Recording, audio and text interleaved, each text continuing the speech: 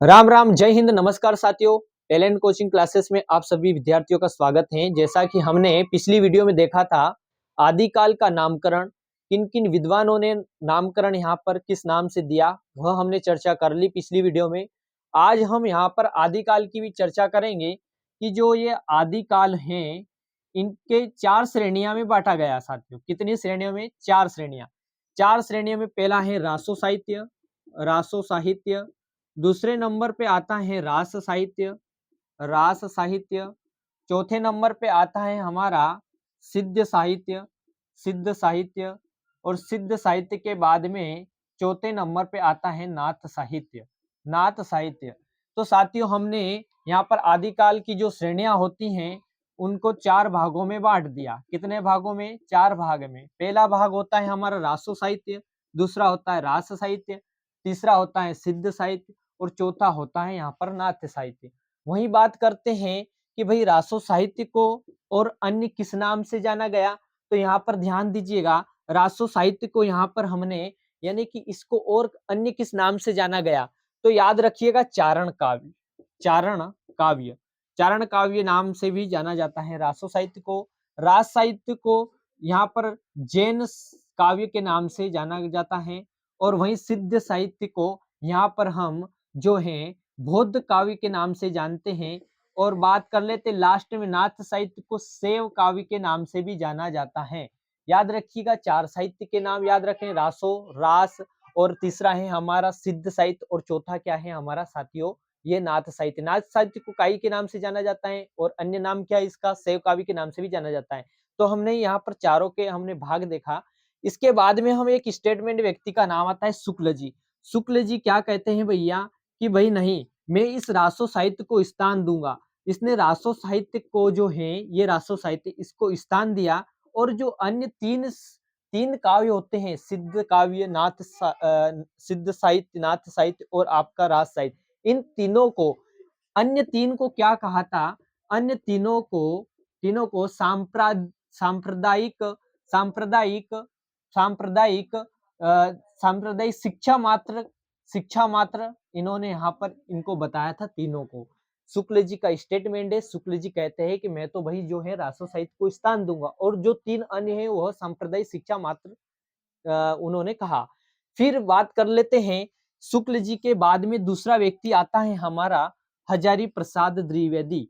हजारी प्रसाद द्विवेदी, हजारी प्रसाद द्विवेदी जी की बात करते तो चारों को स्थान देने वाले व्यक्ति कौन थे? चारों को स्थान देने वाले व्यक्ति एकमात्र हमारा जो है हजारी प्रसाद द्विवेदी। चारों चारों को यहाँ पर स्थान दिया था किसने?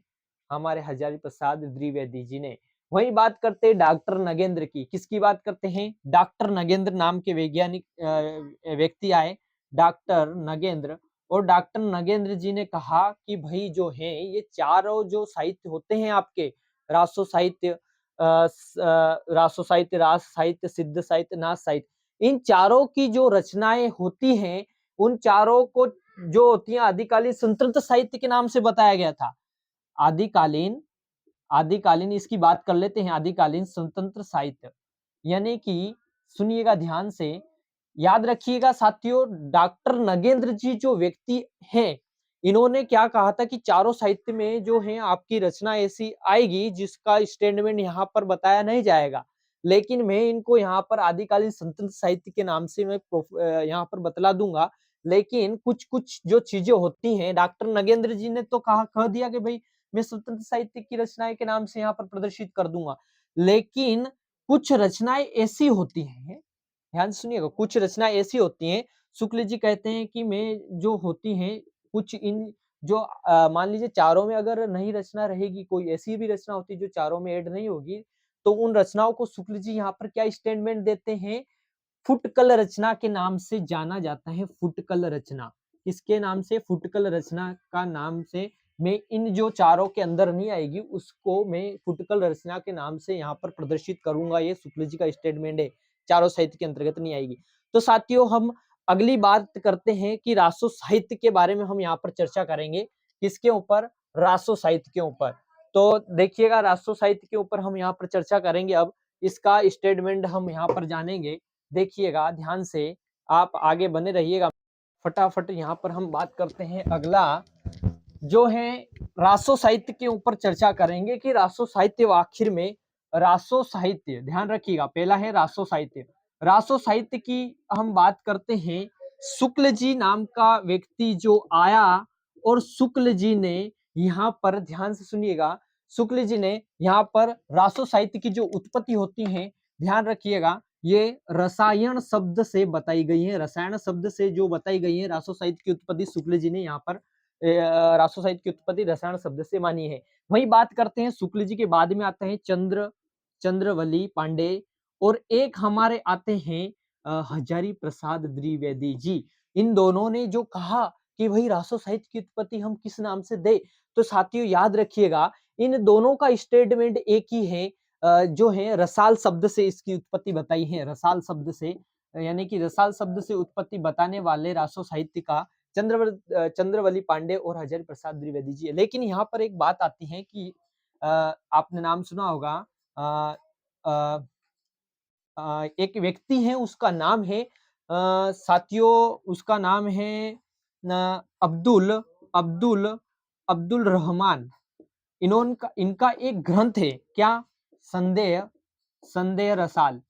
संदेह रसाल जो होता है, एक ग्रंथ होता है इनका, याद रखिएगा, अब्दुल रहमान का संदेह रसाल ग्रंथ है। उन्होंने यहाँ पर रसाल शब्द की उत्पत्ति इसी के तहत बताई गई है। किसने? अब्दुल रहमान ने। बात करते तीसरे नंबर की, जो रासो साहित्य का तीसरा व्यक्ति आता है हमारा, तीसरे व्यक्ति की बात कर लेते हैं हम यहाँ पर। गारसा द तासी, नाम तो सुना ही होगा, गारसा द तासी। गारसा द तासी ने यहाँ पर रासो साहित्य को उत्पत्ति किस नाम से बताई है? तो याद रखिएगा, इसका राजसू या राजसूय नाम से उत्पत्ति देने वाले व्यक्ति हमारे गारसद तासी होते हैं। नंबर 4 की बात कर लेते हैं हम। नंबर 4 पे कौन आता है? याद रखिएगा, काशी प्रसाद जी आते हैं। काशी प्रसाद जी आए और इन्होंने रासो साहित्य की उत्पत्ति किस नाम से बताई? तो याद रखिएगा, रहस्य शब्द से बताई है। किस शब्द से साथियों? रहस्य शब्द से बताने वाले कौन थे साथियों? तो आपको याद रखना ही स्टेटमेंट क्या, काशी प्रसाद जी रहस्य शब्द से उत्पत्ति बताइए रासो साहित्य की। वही बात कर लेते हैं हम, आपको किसकी बात करते हैं? दशरथ शर्मा की।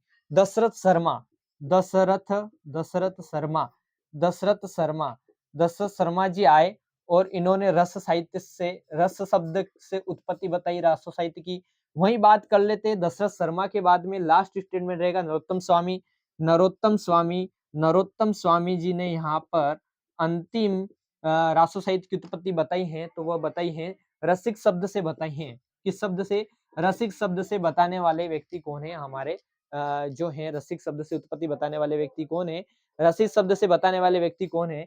तो हमारे नरोत्तम स्वामी जी हैं। ध्यान रखना। आगे बात कर लेते हैं हम। ध्यान दीजिएगा, यहाँ पर हम रासो साहित्य की जो विशेषता की बात कर लेते हैं। विशेषता में हम यहाँ पर चर्चा कर लेते हैं आश्रयदाताओं। याद रखिएगा, आश्रयदाता की अतिशयोक्ति का वर्णन यहाँ पर किया गया है। अतिशयोक्ति का वर्णन यहाँ पर किया गया है।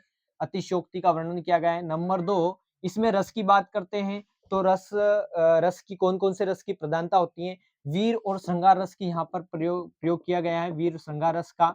और बात तीसरे पे, डिंगल और पिंगल शैली का उपयोग किया गया है। मोस्ट इंपोर्टेंट, डिंगल पिंगल शैलियों का उपयोग किया गया है यहाँ पर, इनकी बात की गई है। वही बात करते हैं संकुचित केंद्रीय प्रसंगों की बात कही गई है। वही बात कर लेते हैं, इसमें ऐतिहासिक के साथ साथ कल्पना का भी प्रयोग किया गया है। ऐतिहासिक के साथ साथ कल्पनाओं का प्रयोग, लेकिन 3 मोस्ट इंपोर्टेंट, डिंगल और पिंगल शैली को अपनाया गया है, वीर श्रृंगार रस का उपयोग किया गया है, आश्रयदाता की अतिशयोक्ति का यहाँ पर वर्णन किया गया है, और युद्ध एवं प्रेम का जो प्रयोग होता है यहाँ पर, इसमें युद्ध का भी प्रयोग किया गया है। युद्ध एवं प्रेम प्रसंगों का प्रयोग भी किया गया है। याद रखिएगा, ये तो यहाँ पर विशेषता हमने देख ली। तो देखिएगा, आगे हम यहाँ पर रासो साहित्य की जो रचना होती है उनके बारे में चर्चा करेंगे। तो बने रहिएगा मैदान में नेक्स्ट वीडियो में। जय हिंद।